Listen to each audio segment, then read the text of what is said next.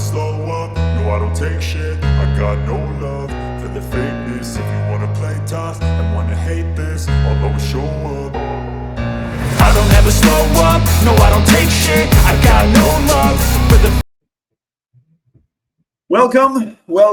Welcome to Straight Talk, the place where we dot the I's and cross the T's. Good evening, everyone. Welcome to the first broadcast of the year 2024. This, unfortunately, is not the best day because Gonzalo Lira, our lighthouse and the originator of this show, is no longer with us. He has met his demise in a city jail after a candidate court decided to put him behind bars for 30 years for Russian propaganda. First, we would like to welcome to Josh Stoll, the Professor Red Pill, who is going to fill us in with the latest news on the Ukrainian-Russian conflict. Josh, please be welcome. There's no sound. Yeah, I'm muted. I'm sorry. Hey, how you doing, brother? Yeah, so like I said, we're live, so things happen and all this good stuff. No big deal. Basically, what's going on in Ukraine is, as I predicted, Ukraine has been officially defunded. U.S. Congress and Senate is unable to come to a package to send to Ukraine. The money that was sent, allocated by the Biden administration or the Biden regime, as I call it, is only enough to get them through January, and they are running out of that money or have run out of that money. It's a stalemate. Yeah, we're at a stalemate. They're at a stalemate, and the Eastern Bloc countries, and I mean, it is finito. It seems like. I might bring up you guys, if you guys that follow me on Twitter and the guys that follow me in the Telegram chat, you guys have seen numerous amount of times, and I've rehashed this. If you go click on the link in the description, we have extensively covered my prediction in Ukraine. I wrote an article in my locals channel, published it in Telegram, and I've extensively talked about it in Telegram as well as on Twitter. I think it got 2,000 views on Twitter and likes and whatnot. Basically that by the summer of last year, the economy would start showing signs of decline. Congress would start showing issues with budgeting constraints, which we saw that there was several budget issues where they barely squeaked by to pass a new budget to keep the government from shutting down. Then there was the Gaza conflict in October and the fall. And as I said, Ukraine would eventually be defunded because the government would run out of funds. That's where we are at now. And apparently Zelensky is in Switzerland as we speak with his advisors at a summit, and they are possibly discussing a potential peace agreement with Russia that I also predicted in that same article what happened after the summer. So I predicted it would close I said about 2024, early 2024, I said that the Ukrainian war would be over. About that time is what I said originally in the last podcast I said that, but go ahead. A couple of questions. I mean, when you say peace talks and the war will be over, but between the war being over and actual peace, there is a road to be walked. How long and how steep is that road that is going to be walked? I mean, because basically we have a lot of urban and fertile soil destruction. We have a lot of anger management that needs to be dealt with. We're talking about an exhausted population on both sides, I like to think. I mean, because I understand that Russia's economy, maybe I'm wrong, and I would appreciate if you could just correct me, that the Russian industry and economy has been badly beaten by this war effort. Of course, the Ukrainian economy has completely been obliterated, and there seems to be reconstruction efforts on part of Europe and United States on the area that Russia is not going to control. And of course, there's going to be peace negotiations on how the land is going to be distributed. How long in time and how steep in hostilities is this going to take? The sound. There's no sound. There's no sound. Josh, there is no sound. I'm here, brother. I'm here. Just hold on 1 second. I'm pulling up some information. It's all good. Take your time. I just want to share this article. So if you guys that are viewing it now, you can see. Oh, that's disgusting. So the original article was on. Oh, is it messing up? No, it's not. It's good. So the original article was that we saw from the Telegram group. It was posted from Zero Hedge, and this is one that's from an official mainstream media narrative, which is the ABC News. They're talking about the Switzerland hosting President Zelensky and offers to host a peace summit for Ukraine. So in that wording, what does peace summit really mean? You know what I mean? So they said basically the Swiss president is going to offer and organize a peace summit that aims to help bring an end to the Ukraine war with Russia. And this is today, breaking. Now that being said, 1 second, let me go back. That being said, like I said, it may take some time, but the thing is if Ukraine is defunded, it means that you're going to have troops and government officials that are basically going to be running out of money as we speak, and people are going to start leaving the battlefield. They're going to start abandoning it because if they're not getting paid, just leave. Laying down their arms. Well, I'll give you an example. Afghanistan withdrawal. Yeah. Okay. That level, that quickly. They just fuck it, and they just dropped the guns. That's and it. Just left. Fuck off. I'm done. Peace. Yeah. So, okay, this comes to my imagination. Is there going to be some sort of a North and South Korea border in Russian Ukrainian scenario?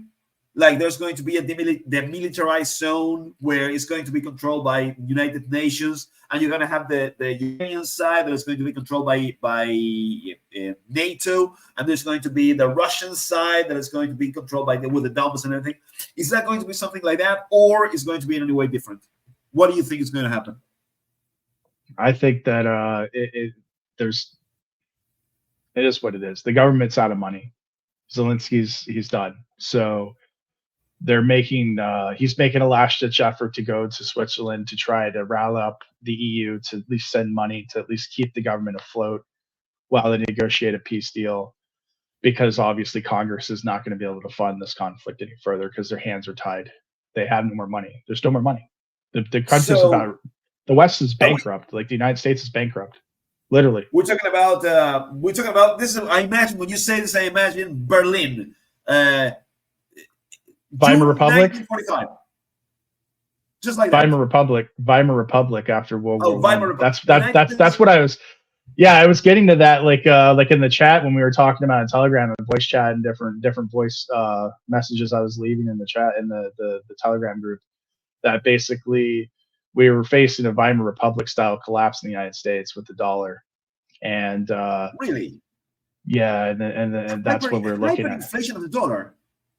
Yeah, we're already in hyperinflation. Food costs have doubled since COVID. Okay. That's hyperinflation. But as I understand, having lived on 1989, I was 8 years old, and here in Argentina we had a hyperinflation. We had a hyperinflation that lasted 3 months, in which the Argentine currency named the Austral, started having a depreciation in which prices started spiking on a 1,000% level pretty much every week. And I remember when I was 8 years old that my mother, at that time, the prices and systems of accounting were not digitalized. So you had to have this guy putting prices in all the products with this little pistol. So I remember my mother just going with my mother at 9 o'clock in the morning up to the market, and she gave me the bag. And since I was small and I could run fast, she just gave me a list and just told me to run as fast as I could to start putting all the prices in the bag and going to the cashier as soon as possible, because I had to beat in the speed to the guy who was putting new prices in the products. And these new prices could be done every even three times a day, like 3 times a day. It was quite an intense situation. Of course, the anxiety that the whole population was living, and of course the animosity and the hatred and rage that people could feel towards their political the political representatives. So, according to the level of security that the political representative has in United States, do you foresee any sort of what do you foresee regarding social upheaval in United States? Yeah, I mean, the thing is in the United States is that it's going to be a slow collapse, even though if the dollar, like I said, the dollar will continue to inflate. We're going to go through stagflation. If you know what that is, do you know what stagflation is? If you explain it to We us, are because going through this. you're experiencing it in Argentina right now, by the way.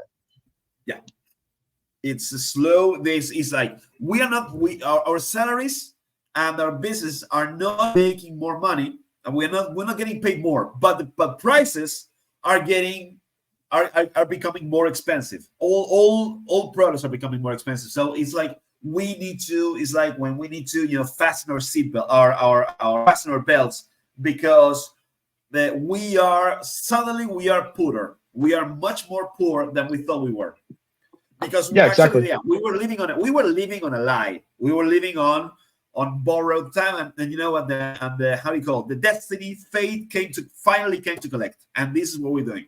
And the thing is that here in Argentina we're used to that, but United States and Europe is not.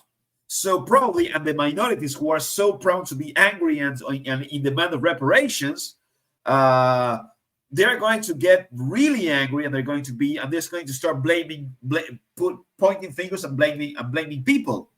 And this is going to be, and the younger generations are going to be in a situation of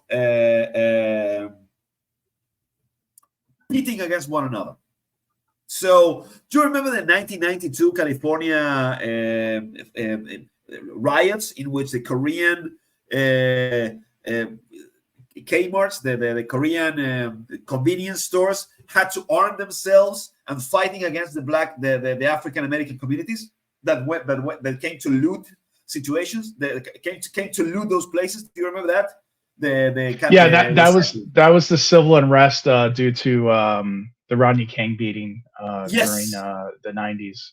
That was the cultural Yes. breakdown of Los Angeles, and the thing is, it was interesting because that time, like that was America's actually most economically prosperous time, because that was right after the Soviet Union collapsed and their economy opened up to the West, which created a lot of wealth for the United States. That was the wealthiest time in U.S. history, other than the 1950s after post World War II. The So irony. it was the irony, the fact that it can get worse than that. When people are starving and there's a bad situation occurring.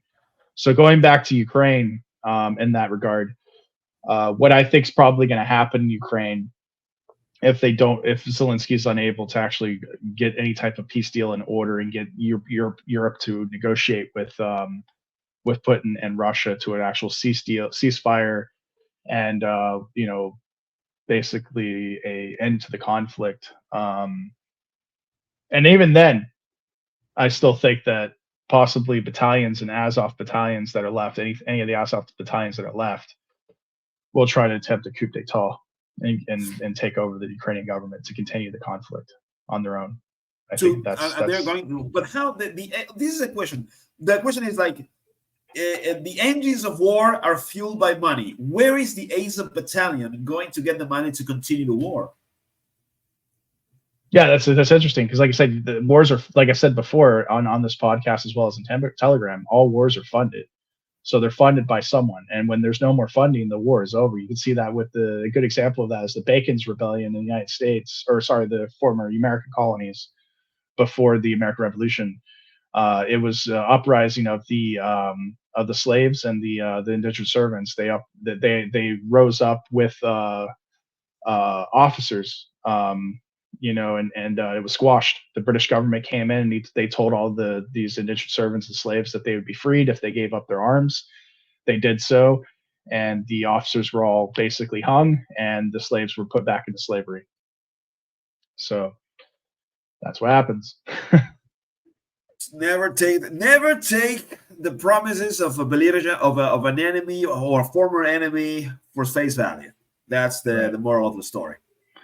But what I think is going to happen in Ukraine is going to be similar to a French Revolution, where it's going to be an uprising of the people and, people that fought, the military that fought, and there's going to be warlords and chaos in Ukraine unless Russia or Europe can come in and try to stabilize it. So it's going to create. That's what I was thinking. It's going to create even bigger conflict than what it is right now. And it's going to be a bigger headache for Russia and a bigger headache for Europe. We're talking about this will spill over. If this type of uprising happens in Ukraine, it'll spill over into Russia. It'll spill over into Belarus. It will spill over into Poland, into Romania, into Hungary. It'll be a big fucking shit burger that everybody will have to eat and take a big ass bite out of. And it'll cost the American government and NATO a lot more lives and a lot more fucking problems. They would be forced to have to work with Russia to try to stabilize the Ukrainian uprising. But they're not going to similar to what's going on in Gaza. Really? Yeah. So we're talking about the conflict, not, of course, making parallels. The upheaval and the level of misery and pain that is going to be in Gaza will be translated into Ukraine, and to a lesser degree to all the countries in that neighbor Ukraine, and of course Europe, because Europe is a really small. It's a myriad of really small countries that pretty much depend on one another. So they say that if France sneezes, Hungary gets a cold, and if Russia gets a cold, Spain ends up sneezing, because they all intertwine one another. It's so this is the thing. We're talking about the level of pain is not going to become in the balance in the warlike scenario, but it's going to be in the social scenario. We're talking about millions of Ukrainians, of displaced Ukrainians, wandering through the streets of many countries in Europe, trying to make ends meet in any way possible. And of course, this is going to lead to desperation and violence. Yeah, that's what's going to happen. That's what I think. Poor Ukrainians and poor the people who had to deal with them. This reminds me. Think about it this way: when Napoleon invaded Russia and lost most of his armies to Russia due to the harsh winters of the Russian winters, and he scorched earth all of the food, the fields, all the way up into Russia, and it created a famine, and most of his soldiers either died from starvation or to the elements. He lost most of his military. And then what happened to Napoleon when he returned back to France? He was arrested and he was dethroned.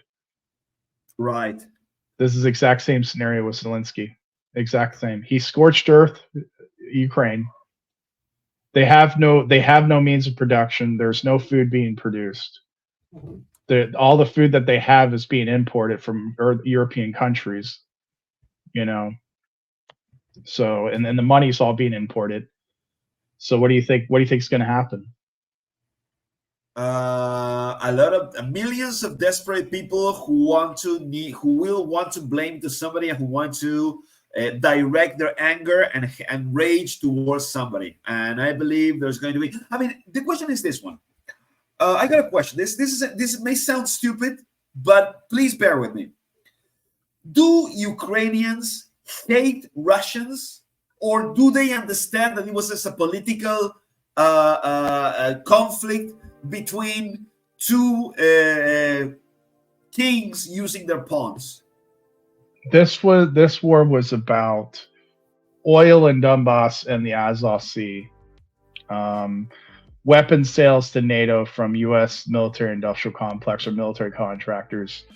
They sent their old surplus junk from Europe into Ukraine. Half of it didn't work. Some of it that worked. It wasn't operational, and they replaced it with new equipment that was promised by the U.S. government. Some of it is not. Most of it hasn't even been delivered to Europe because of the supply line shutdowns due to COVID.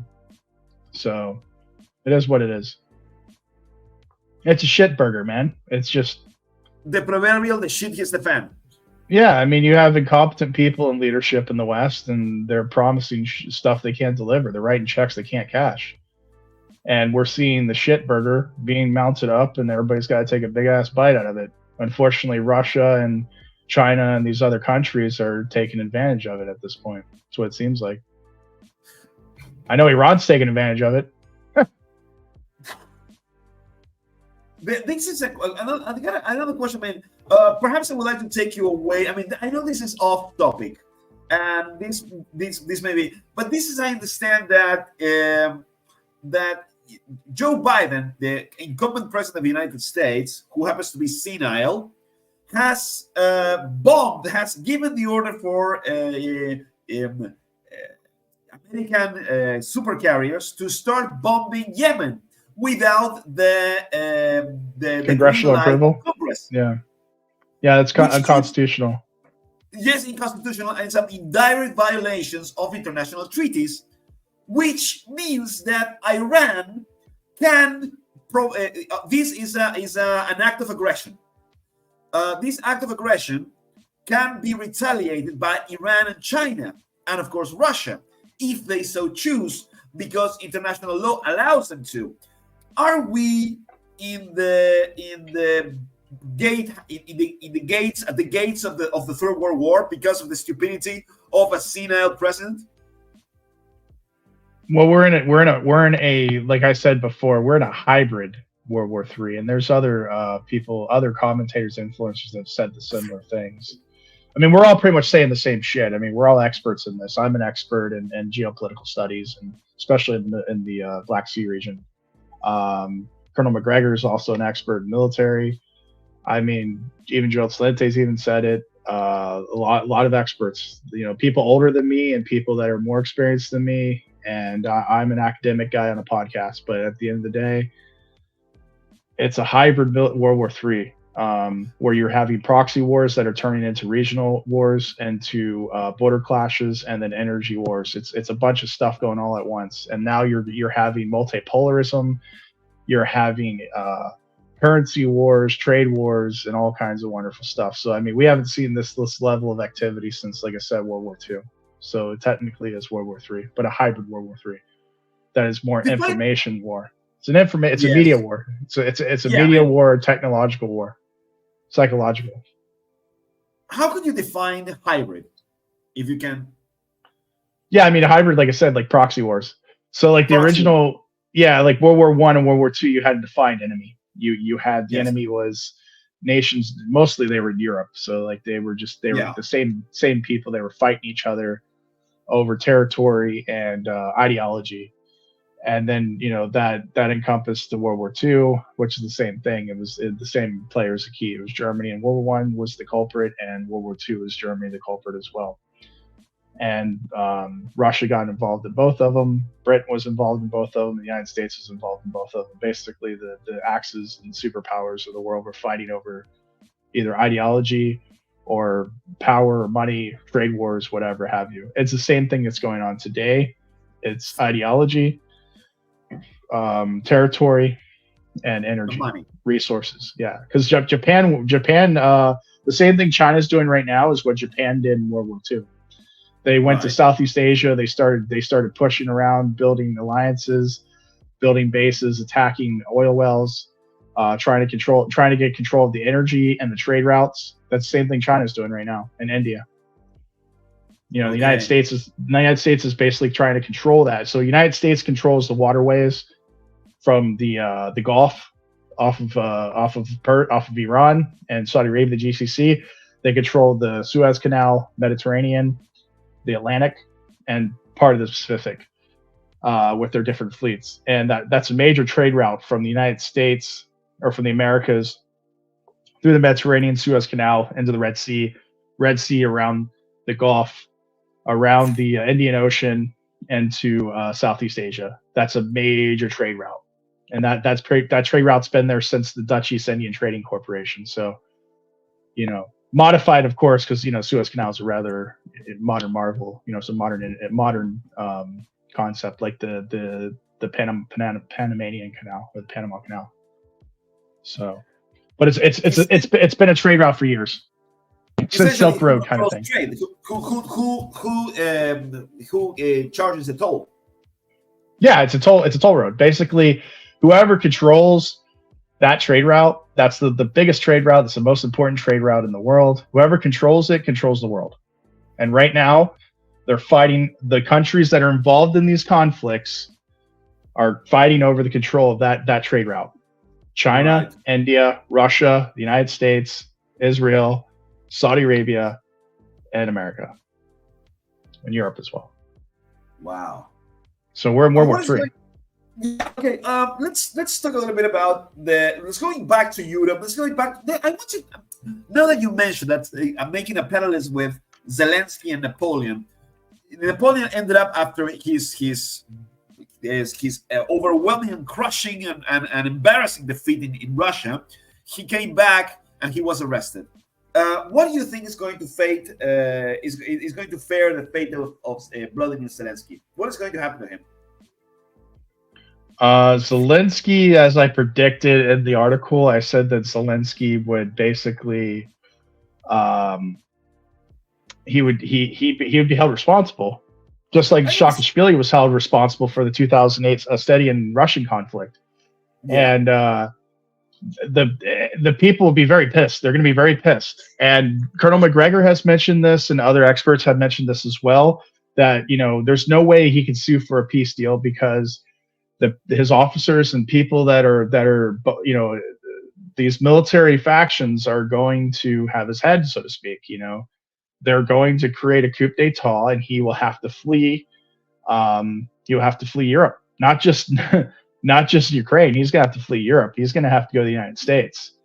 Something that Saakashvili should have probably done. He probably should have went to D.C. and stayed there. Instead, he went to Ukraine and got arrested and kicked out by Zelensky, sent to Georgia, and then he was arrested and he's in jail. He's never going to get out. So I was predicting 2 years ago that would be the fate of Zelensky. He would eventually be arrested and be put in jail in a Ukrainian prison. I understand that Zelensky is a billionaire with a B. He's very well off. Well, now he is. Now that he's president. I mean, he has access to all the Ukrainian funds. Is he? The question is, can he dodge that bullet with all his resources? Yeah, if he goes to America. But America's going to be in chaos too. Like I said, they're going through depression here soon. Not too distant future, probably months. We're probably days, maybe weeks, maybe months from a collapse in the United States economically. Okay, let's put the things into perspective. Define collapse. Define the moment in which everybody says, "Oh shit!" It's like a dip in the market when somebody says there's this. When the moment is like somebody says he's looking at this, says he's holding. Imagine this is a cigarette. Just look at the camera. Imagine the cigarette is like, "Oh shit!" What moment is that going to be? We're in that right now. Let me go. What's the current GDP to? Let me pull up the Telegram. Yeah. Just bear with me for a second. Actually, one thing I wanted to show you before we go into that, I wanted to show you the. Excusez-moi. Let me show you the map of the that shipping route. Okay, do you see it? I'm gonna put yeah. The ancient Mediterranean route between Alexandria and China. All right. Oh yeah. That's it. So, like I said, this is a maritime route that has been around since the ancient times. And whoever controls, listen to me, guys. I know what I'm talking about here. I studied people's geography in an Ivy League school, and I am very knowledgeable about this. Studied ancient peoples as well. This maritime route is the most important route in world history. Okay. In every single empire, the British Empire, the American Empire, the Roman Empire, Greek Empire, doesn't matter what empire, this is the most important trade route. And whoever controls that trade route controls the global economy. Now, here's the kicker. The collapse is going to be a result of the United States losing control of this trade route that's happening right now in real time due to this hybrid World War III scenario. Who's going to control that? Who is going to control that route in the next year or two? That's who you're going to have to ask. That's the question you should be asking. who will have control of that route Okay. within the next Who 6 has months the to a year. power? Okay. This brings some anxiety. Who has now? Which nation or group of nations or outfit has the power to challenge United States supremacy in the seas? Hold on one take- second. I will show you. Go ahead. Continue what you were saying. Your comment. My take is China or Russia. Oh, ding, ding, ding! Who gets the prize on that one? I'll pull that map up. Hold on one second. Okay. I mean, China has the industry, and Russia has the expertise and the willpower to do it. This is my idea. A coalition between, and of course, it's going to be funded because this is the thing about Iran. Iran has a lot of money because Iran has a lot of oil. And not many people know this, but in that area of the world where Iran is the center, Iran is a major player. Iran is the United States. Iran is to that place like United States is to the world. This is to put it into perspective. It's that important. It's that big. Okay, so we can see here. Let me get my screen a little bit bigger. So we can see here. What are those dots on there? I don't know. Those are Chinese bases. Oh, how nice. Quite a few. Those are Chinese bases right now. Active naval bases. Active naval bases. Okay. Question to you. Yeah. China is a nation of 1.2 billion people. It's an impressive number, but yeah, this is an impressive number, but and the largest navy in the world. Oh, I didn't know that. Yeah, they're larger than the United States. Oh, they do have a navy. They do have a navy. Well, you obviously can see how many bases is that. That's more bases than the United States has in the Indian Ocean now. I didn't know that. Bases, so they have a navy. Yeah. But is in the interest of the Chinese to actually challenge the supremacy of the United States, or they simply they are patient enough to let the United States sink in its own greed, and once they completely exhausted out of their own stupidity, they just take over with zero effort? Are they playing the long game, or they are going to do an active war? This is my question. What do you think? If this is my opinion, and I'm an ignorant man. If I was in the Chinese shoes, I would just let the Americans to drown in their own shit. Bing, bing, bing! $500 more goes to Mario, Liquid Monkey. Because I mean, this is the thing. Why would I risk a war that can escalate into a nuclear armed conflict? Yeah, of course. Well, they're both nuclear powers, China and the United States. Do I want to? I mean, do we want to see the Maybucks or the ladybugs fly to ravage and the millions or billions of people? No, just simply let them sink. And once they just say, "I cannot do it alone," they just take over. Nature abhors vacuum to all the people. Yeah. So yeah, and how long is this going to take? I don't know, a couple of years, maybe, a couple of decades. 5 years, maybe? It's happening in real time. It's happening in real time. So you're saying that the United States is abandoning the bases of their route, and allowing the Chinese to simply take over. Who is going to protect us from the pirates? The Chinese.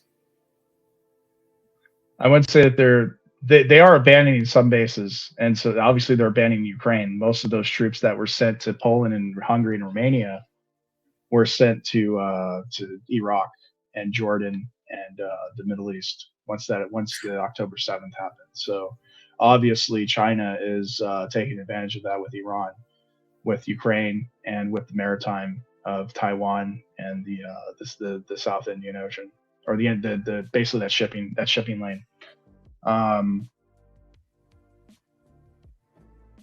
To really put it into perspective, we talked about previously about the Yemenis conflict and the reason why there's a heavy naval response to the Houthis. Am I pronouncing that correctly? I'm sorry. that's a result of the United States showing flexing their muscles and saying, look, we can control this trade route still. We have power over this trade route. We're still in control. But it's like that's what they're hammering on doing. the midget. Yeah, it's just basically taking a hammer and like banging it on the wall, and it's not doing shit. China's not even scared. What actual power or flexibility? I mean, what actual weight can have the Yemen into the world to be messing with the United States? I mean, nothing. It's just like nothing. It's just like he's like a mosquito. Oh, I killed a mosquito. I mean, I'm not saying that China is necessarily a great opponent of the United States, like in the sense that they're basically a big challenger to the United States' power, their naval power. The United States still has a 7th Fleet in Japan, which is it's very powerful. Obviously, and that's why China is still trying to flex its way into Southeast Asia, because that's where the oil and resources are, and that's where the ports are. That's where all the stuff's being shipped from to Europe and everywhere. The oil comes from Saudi Arabia, and it ships through that canal to China. And China, I think, is trying to make sure that oil is getting to point of destination in China. Yeah. And consumer goods coming from China are getting to Europe and to the rest of Asia. So it's kind of a mutual maritime right now. But cards are played, man. The cards are there, and it's only a matter of time. If the United States continues to piss away money on these pointless conflicts for continued dominance in oil and resources and bullshit, expanding NATO, and they neglect that very crucial and important trade route, Saudi Arabia is hurting bad right now. I can tell you that right now. Really? That's one of their biggest allies. Hell yeah, it is. How yeah, so? it is. I mean, They're broke. Also, I mean, they're out of money. I mean, are they? They went through. Well, I mean, they went through the oil crisis during Trump administration, and that really devastated their economies. All of the social projects they are working on, the GCC, they all stopped. They completely stopped. They were building subways and different types of projects, and they stopped them all in their tracks. They laid off employees. I was working in Saudi at the time. I got laid off along with many other contractors that I work with that are now in the U.S., either working as teachers or truck drivers or doing something else, or they retired outright. And then COVID happened, and it locked things down. They were running skeleton crews in Saudi. What the Saudi government did in response was they started allowing women to go back to work, first time, and they opened up their economy to tourism. So now you can get a tourist visa to Saudi. The entire existence of the country, it was difficult to get a visa there. I remember I had difficulty getting work visas to go there. Now you can just go and get a tourist visa and go visit there. That's a novelty. Yeah, and they increased taxes. They started taxing.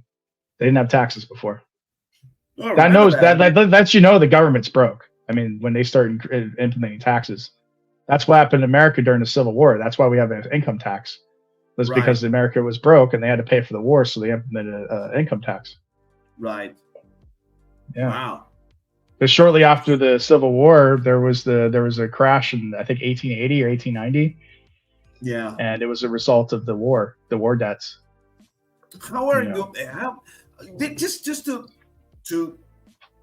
put things in perspective now, to all the people listening to us, what would be best advice that we just two dudes of around 40 years old can give to the people who are listening to us, who are in their early 20s, who are just coming out of high school, who are just doing their own trade schools, or they're just going to the first steps in university? What would be the advice that you would give them? If I was going to give them personal advice, I would tell them to consider studying petroleum engineering, consider learning foreign languages, predominantly Russian. Yeah, maybe learn English and try to go abroad to teach or work in that industry.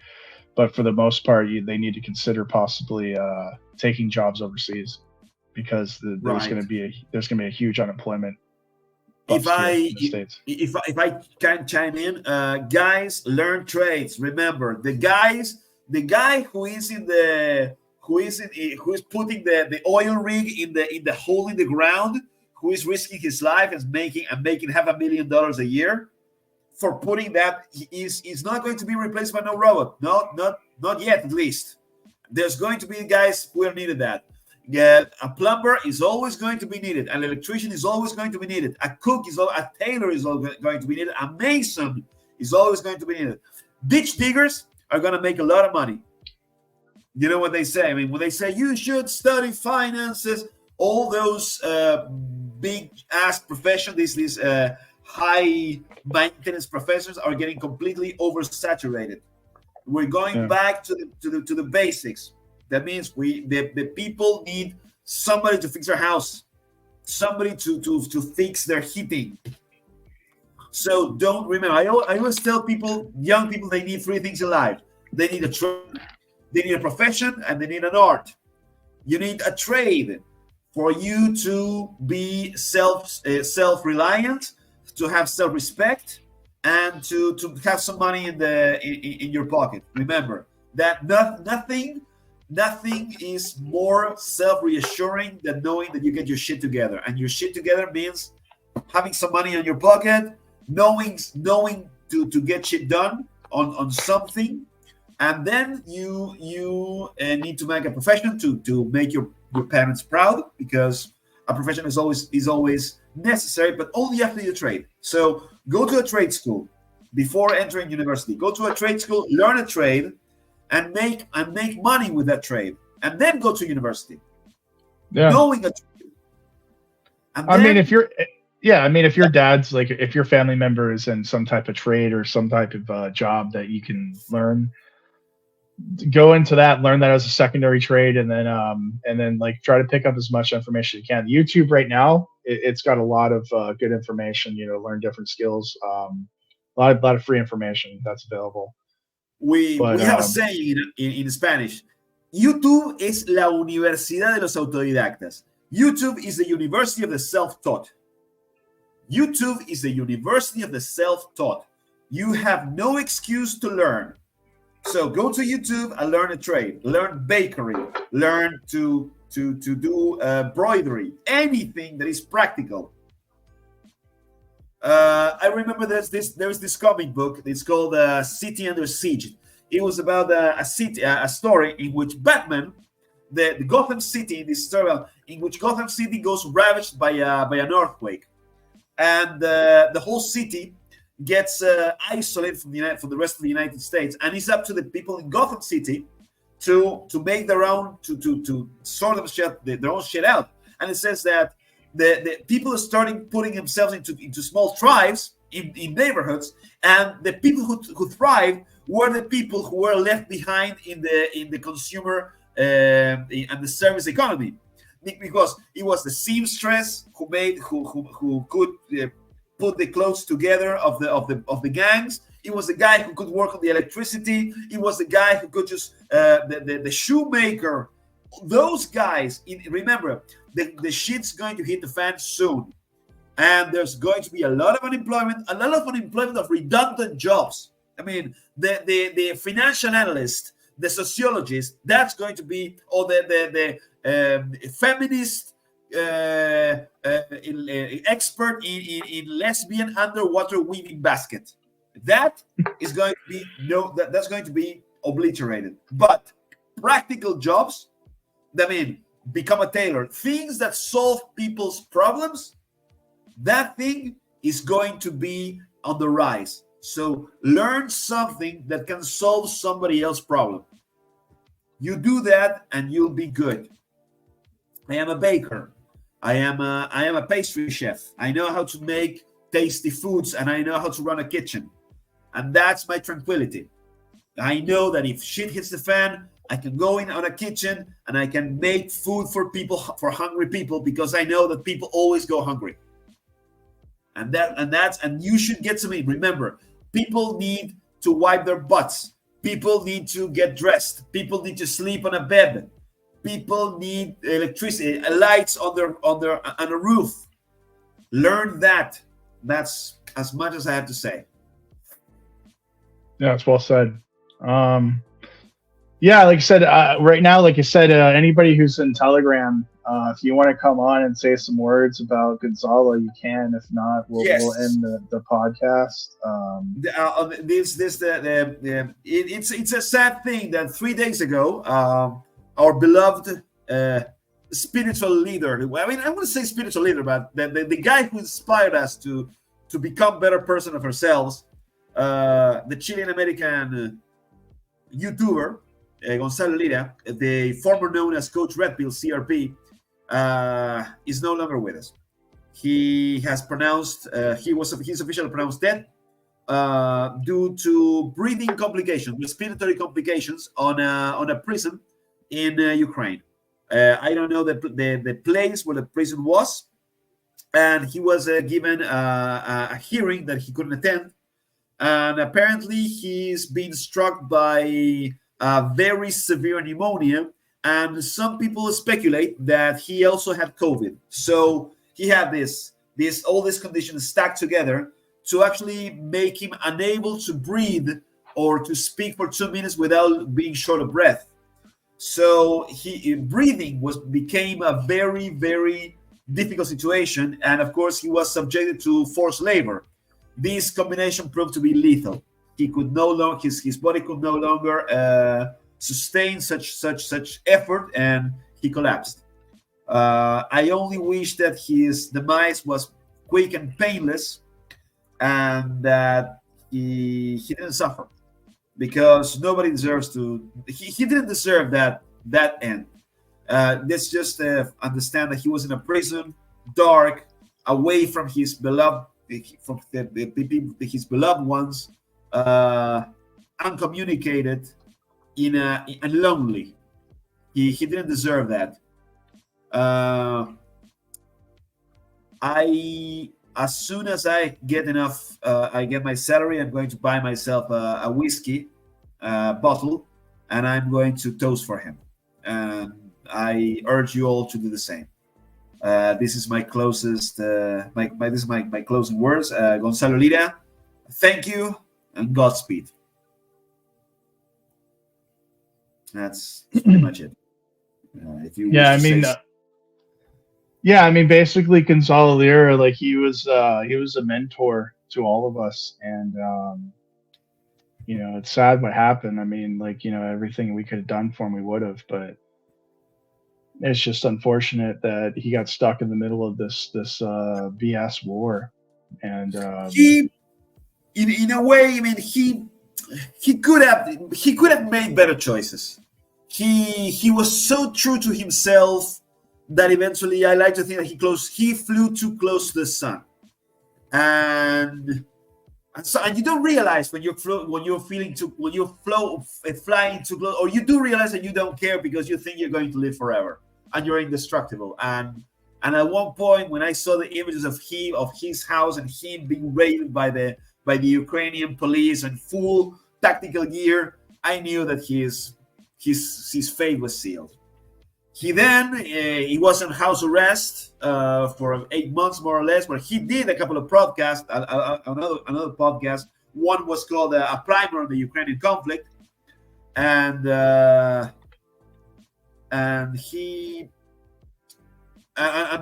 then he got detained again, and then he tried to leave the Ukraine through the border of Hungary, and then he was detained again. He knew what he was going up to, and he knew that he had closed. In his final broadcast, you can find it.